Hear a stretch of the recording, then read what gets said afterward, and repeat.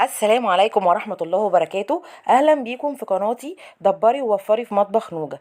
دبري ووفري بقى، النهاردة هنعمل مع بعض الفول بطريقة اقتصادية، بطريقة موفرة، بطريقة نظيفة، عارفين مصدرها جوه البيت. طبعا احنا هندمس الفول ليه؟ عشان عارفين بقى رمضان داخل علينا، كل سنة وانتم طيبين، يعود عليكم كلكم بالخير يا رب. انا قبل كده عملت معاكم الفول على القناة، بس المرة دي بقى انا هعمله بطريقة تانية كده مختلفة. الطريقة اللي تريحك تقدري ان انت تشتغلي بيها.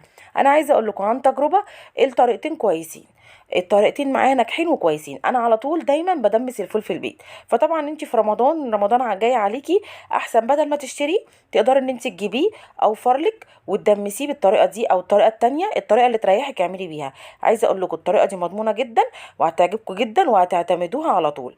هنبدا مع بعض نقول مقاديرنا ايه، ونقول خطواتنا ايه، نقول بسم الله الرحمن الرحيم. اول حاجه هنا انا معايا نص كيلو من الفول.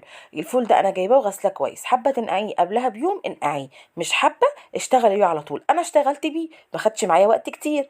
ومعايا كمان يعني 3 4 معالق من فول اللي هو البصاره اللي احنا بنعمل بيه الفلافل، ومعايا 3 معالق من العدس الاصفر، ومعايا معلقه كبيره من الكركم، ومعلقه من البابريكا، ومعايا الليمونه بتاعتي زي ما احنا شايفين اهو قدامكم.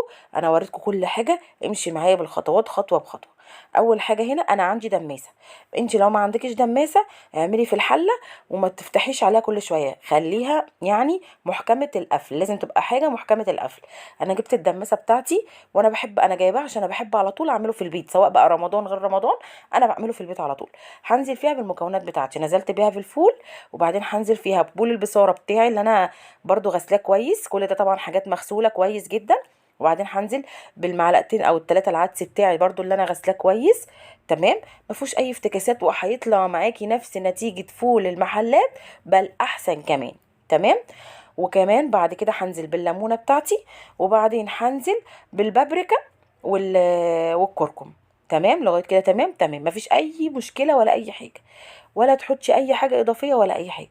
طبعا زي ما انتم شايفين انا حطيت كل المكونات اللي انا غسلاها كويس جدا في قلب الدماسه. هبتدي بقى ان انا املى الميه للدماسه بتاعتي لغايه المكان اللي انا وريته لكم ده. اديله ميته كفايه علشان ما تكشفيش عليه كل شويه. تمام، بصوا انا عطيته ميته كفايه جدا جدا. وطبعا ليه تديله ميته كفايه جدا؟ عشان انت عم تحطيه على النار مش هينفع ان انت تكشفي عليه كل شويه. لو كشفتي عليه كل شويه هيسود منك. بصوا انا هنا بعد ما غطيته، طبعا الغطا بتاعي محكم وكويس، انا هرفعه على نار هاديه. من اول ما احطه لازم يبقى على النار بتاعتي شعره، ما تعليش عليه النار علشان ما يفرش منك ومش هيستوي. لو عليتي عليه النار مش هيفور منك، مش هيستوي. بصوا هنا كان بدأ يغلي معايا. طبعا انا عملت ايه؟ سايباه على نار هاديه على راحته، وعطيله ميته كفايه وسايباه ان هو يغلي. بصوا بقى لما غلى، لو الميه بتاعتك نقصت معاكي تزوديه ميه سخنه، عندك كاتل زودي، ما عندكيش سخني ميه في البراد وزودي، ما تقفيش نفسك على اي حاجه. كده كان غلي معايا كتير، مثلا بتاع ساعه او ساعه ونص. فانا طبعا ايه بزوده ميه بحيث يستوي، يبقى ايه انا عايزاه يبقى زي يعني زي ما بيقولوا زبده. انا بحب الفول بتاعي يبقى مستوي جدا جدا، لان أنا بحب اهرسه. لما اهرسه بقى معايا كده يبقى كله، مفيش حبايه وحبايه، لا، يبقى كله مستوي. طبعا انا سيبته لغايه اما وصل معايا للشكل اللي انتوا شايفينه دوت. وانا طبعا اختبرت الفول قدامكم، بس طبعا عشان هو سخن جدا انا مش قادره امسكها جامد.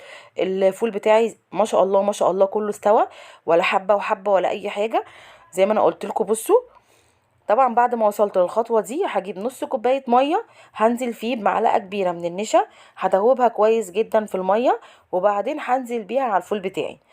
طبعا ما ينفعش ان انت تحطي النشا على طول، معلقه النشا على طول في الفول. ليه؟ لو حطيتيها هيكلكع ومش هيديكي نفس النتيجه وهيبقى مش كويس. لازم تدوبي النشا شويه في ميه وتنزلي بيه على الفول بتاعك. عايزه اقول لكم لونه حلو جدا، والريحه بقى مش قادره اقول لكم ريحته في البيت كانت فظيعه جدا جدا. وعايزه اقول لكم طلع مظبوط جدا ولونه تحفه جدا. عايزه اقول لكم انت لو عملتيه بالطريقه دي هتعتمديها على طول، مش هتبطلي تعملي بيها.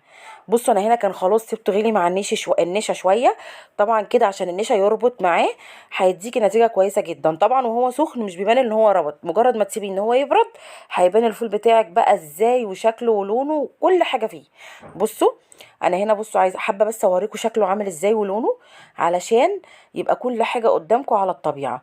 بصوا شكله، بصوا والفول عامل ازاي. عايزه اقول لكم بسم الله ما شاء الله كله مستوي جدا، والفول ما شاء الله وعلى فكرة ملحوظة، لما تيجي تجيبي فول عشان تدمسيه ما تجيبيش فول مستورد، لازم تجيبي الفول البلدي. الفول البلدي ده يديكي نتيجة كويسة. لو جبتي فول مستورد، اول حاجة بيطلع غامق، ما بيطلعش لونه زي بتاع فول المحلات. تاني حاجة ما بيستواش كله كويس، بيستوي حاجة وحاجة. بصوا انا هنا طبعا حطيته وجبات، طبعا انت كميتك على حسب استهلاكك. شوفي انت بتحطي قد ايه في الكيس بتاعك، مغرفة مغرفتين زي ما انت عايزة اقول لكم كمان طريقة القفل دي معايا ما بتاخدش مكان خالص خالص في الفريزر، علشان لو انت ما عندكيش المكان في الفريزر تقدري تظبطي. ده مش هياخد معاكي مكان في الفريزر. بصوا انا هنا كنت خلصت وعملت طبعا على قد وجباتي. انت كميتك على حسب استهلاكك، انا عملت نص، انت عايز تعملي كيلو اعملي. انا طبعا بعمل نص نص، مش بحب اعمل الكميه كلها مره واحده. بصوا يا رب كده تكون وصفتي خفيفه على قلبكم وعجبتكم، واكون دايما عند حسن ظنكم، واكون بقدر افيدكم ولو بمعلومه صغيره. وكل سنه وانتم طيبين، ويعود عليكم الايام بخير يا رب. وما تنسوش بقى اللايك والاشتراك في قناتي.